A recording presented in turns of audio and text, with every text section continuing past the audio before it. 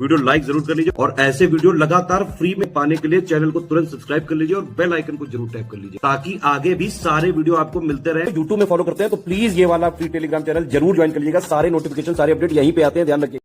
तो दोस्तों यूपीपीएससी और आरओ इसका एक टॉपिक है जो कृषि है ना। तो कृषि सामान्य ज्ञान के एक और वीडियो में स्वागत है आपका। आज देखेंगे भारत की प्रमुख फसलें। ठीक है, बहुत इंपॉर्टेंट है। देखिए कृषि से सवाल बहुत आता है, पीसीएस में भी आरओ में भी। तो सारे महत्वपूर्ण फैक्ट हम लोग जान लेंगे जो एग्जाम में डायरेक्टली सवाल आपको आते हुए मिलेंगे। तो इसको अच्छे से देखिएगा। देखिए भारत में उगाई जाने वाली जो मुख्य फसलें हैं उनको तो आपको पता है, चावल, गेहूँ, मोटा अनाज है, दालें हैं, चाय है, कॉफ़ी, गन्ना, तिलहन, कपास और जूट, ये सब है।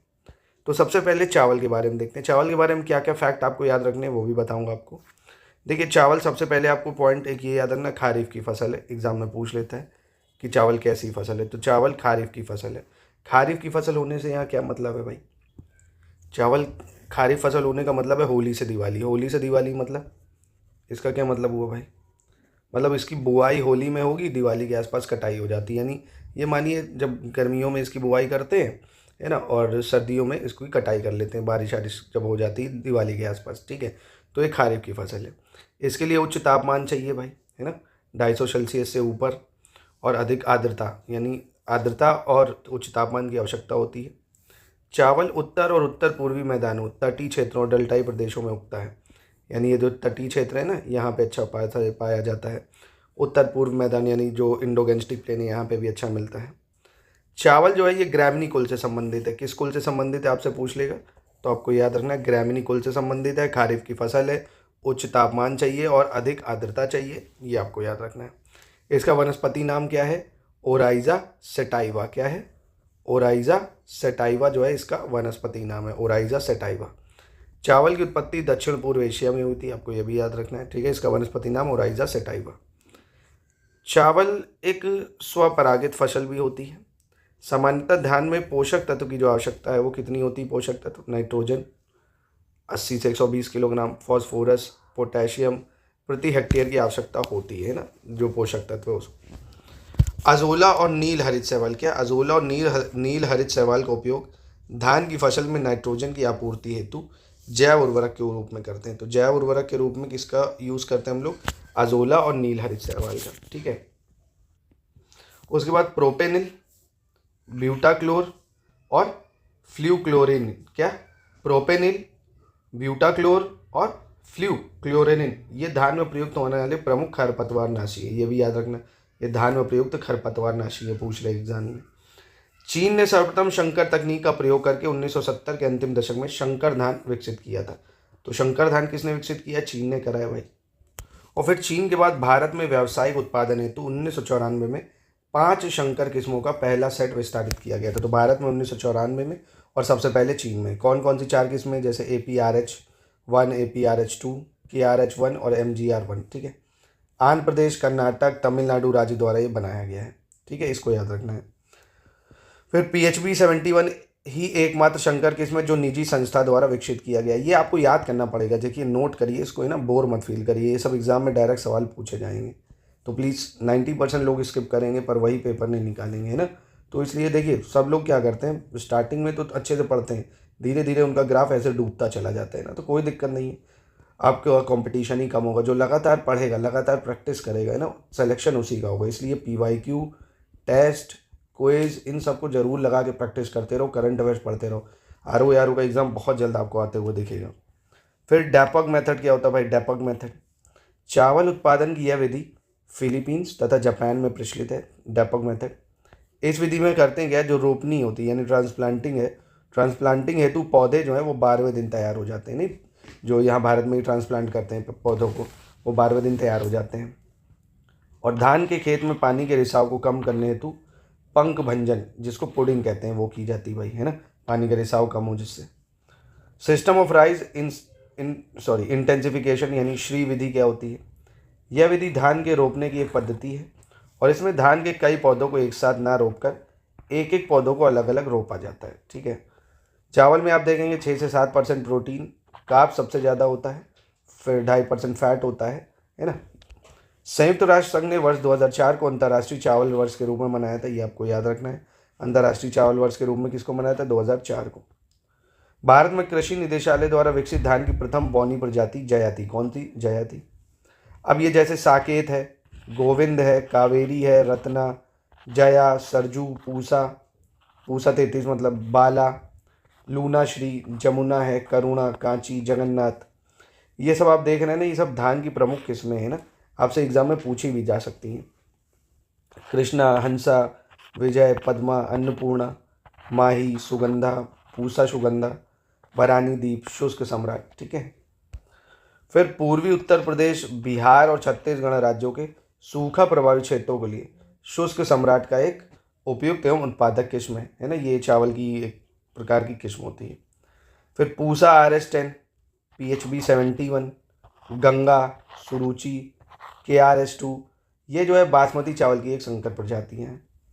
फिर महाधान की बात करें अगर, महाधान का जो विकास है वो फिलीपींस स्थित अंतर्राष्ट्रीय चावल अनुसंधान संस्थान के मुख्य प्रजनक GS खुश इनके द्वारा की गई है, ठीक है।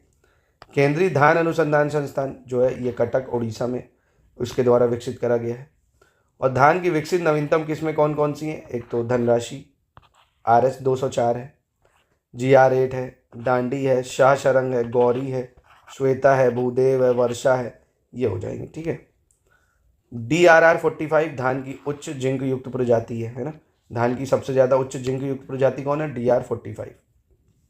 और खैरा धान में जिंक की कमी से लगने वाला प्रमुख रोग है। तो धान में कौन सा रोग लग जाता है? खैरा। किसकी वजह से लगता है? जिंक की कमी से। ये एग्जाम में पूछा जा सकता है। उसके बाद गोल्डन धान की किस्म में सर्वाधिक मात्रा में क्या होता है? Vitamin A. ये भी कई बार एग्जाम में पूछा गया है। गोल्डन राइस में क्या होता है आपका? विटामिन ए का सोर्स ज़्यादा होता है। चावल के धुलने पर समानता विटामिन जो B1 है वो नष्ट हो जाता है, थायमिन जिसको बोलते हैं। इसके अलावा पॉलिश किए हुए चावल के ऊपरी परत से भी थायमिन नष्ट हो जाता है। इसके अधिकांश सेवन वाले क्षेत्र में लोग जो है बेरी रोग से पीड़ित भी हो जाते हैं, याद रखना। फिर IARI द्वारा हाल के वर्षों में विकसित की गई बासमती चावल की जो किस्म है वो है पूसा 1460, पूसा 1401, जिसका ब्रांड नाम सुगंध है ना। पूसा का नाम क्या है? सुगंध। और दुनिया का पहला सुपर फाइन अनाज यही है, पूसा। बासमती चावल की रोपाई हेतु उपयुक्त बीज दर जो है वो 15 से 20 किलोग्राम प्रति हेक्टेयर है। और 6 नवंबर 2011 को चावल की नवीन किस्म कोहसर, इसका विकास जम्मू कश्मीर घाटी के ऊंचाई वाले क्षेत्रों में हुआ है। ICAR की बात करें, ICAR द्वारा 19 फरवरी 2012 को, कब? 19 फरवरी 2012 को धान की नवीन किस्म जो है पूसा 1509 रिलीज की गई थी। और 2016 में बौद्धिक संपदा अपीलीय बोर्ड, इसने चेन्नई स्थित भौगोलिक उपदर्शन रजिस्ट्री जो है उसको भारतीय बासमती चावल को GI टैग प्रदान किए जाने का निर्देश दिया, ठीक है। और पश्चिम बंगाल और तमिलनाडु में चावल की 3 फसलें उगाई जाती हैं। कौन कौन सी चावल की 3 फसलें हैं? औस, अमन और बोरो, ठीक है। औस, अमन, बोरो। औस सितंबर अक्टूबर में, अमन सर्दियों में और बोरो गर्मी में, ठीक है। तो ये इंपॉर्टेंट चीज़ें जितनी थी चावल से रिलेटेड जो आपसे पूछी जा सकती हैं ये वो हैं, ठीक है। अब चलिए गेहूं, इसके कुछ इंपॉर्टेंट फैक्ट देख लेते हैं। अब गेहूं देखिए भारत की दूसरी सबसे महत्वपूर्ण खाद्यान्न फसल है, ठीक है, जो देश के यही उत्तरी भाग पे होती है जहां गंगा ब्रह्मपुत्र प्लेन है ये सब। इसे उगाने के लिए हमें क्या चाहिए? 50 से 75 सेंटीमीटर वार्षिक वर्षा की आवश्यकता होती है। और गेहूं उगाने वाले 2 मुख्य जो क्षेत्र हैं वो है उत्तर पश्चिम में गंगा सतलज का मैदान और दक्कन का काली मिट्टी वाला प्रदेश, ठीक है, यहाँ पे होती है। गेहूं का वैज्ञानिक नाम क्या है भाई? ट्रिटिसम एस्टिवियम। क्या है? ट्रिटिसम एस्टिवियम, ठीक है। इसके कुल का नाम वही ग्रामीणी ही है, ठीक है। और गेहूं के लिए आवश्यक तापमान है 100 से 250 डिग्री सेल्सियस। भारतीय गेहूं की प्रजाति की बात करें तो ट्रिटिसम कॉम्पैक्टम, क्या? ट्रिटिसम कॉम्पैक्टम और टी स्फेरोकम, ठीक है, ये 2 याद रखने हैं आपको।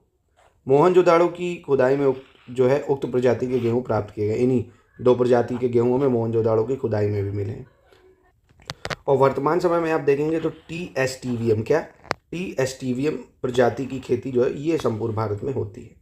और इस प्रजाति के विकास का जो श्रेय है वो डॉक्टर नॉर्मन बारलोग, ठीक है, जो मैक्सिको में थे, उनको जाता है ना। Father of green revolution in the world भी इनको कहा जाता है। जैसे इंडिया में MS स्वामीनाथन को कहते हैं, वर्ल्ड में बॉरलोंग को कहते हैं। जापान में नोरिन जो है, नोरिन, ये सेरीज वाला गेहूं प्रजातियों से नोरिन नामक बौनी जीन को अलग किया गया है। और ऐसा प्रथम प्रजाति था ये कौन? नोरिन 10, ठीक है। USA में नोरिन जीन्स का उपयोग जो है वो किसने करा है? नोरिन जीन का उपयोग करा डॉक्टर OA वोगेल ने, ठीक है। इन्होंने गेंस नामक एक बौने शीत गेहूं को विकसित किया था। और नॉर्मन बारलोंग इन्होंने CMMYT इस टाइप की प्रजाति को विकसित करा है। जैसे बारलोंग को नोबेल पुरस्कार से भी सम्मानित किया गया था, इसलिए नॉर्मन जो है इनके नाम पर पुरस्कार भी आयोजित करा गया है। 1963 में अमेरिका के रॉफेलर फाउंडेशन की सहायता से सोनोरा 64, सोनोरा 63, लेरमा रोजा जैसे मैक्सिकन गेहूं प्रजाति का 100 किलोग्राम बीज भारत सरकार ने सर्वप्रथम आयात किया है। ठीक है। और ट्रिटिकल की बात करें, ये गेहूं एवं राई के मध्य क्रॉस का परिणाम है।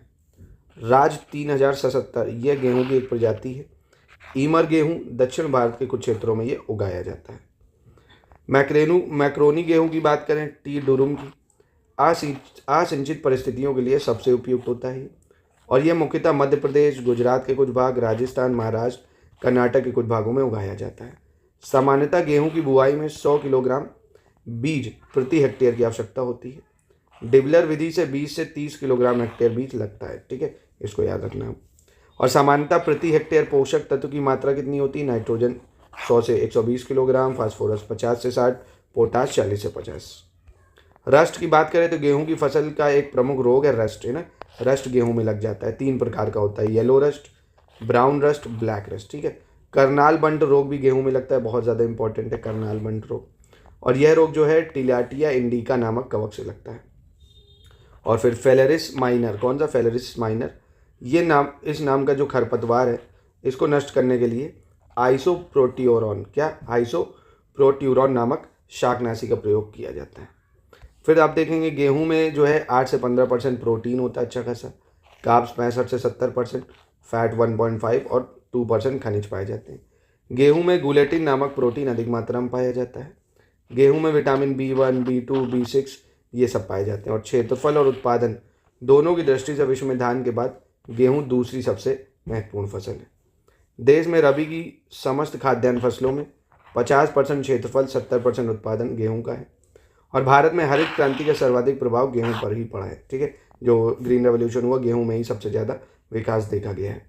अब ये गेहूं की प्रमुख किस्में हैं जो आपको याद रखनी, जैसे सोनालिका बहुत फेमस है, अर्जुन, कुंदन, अमर, है ना।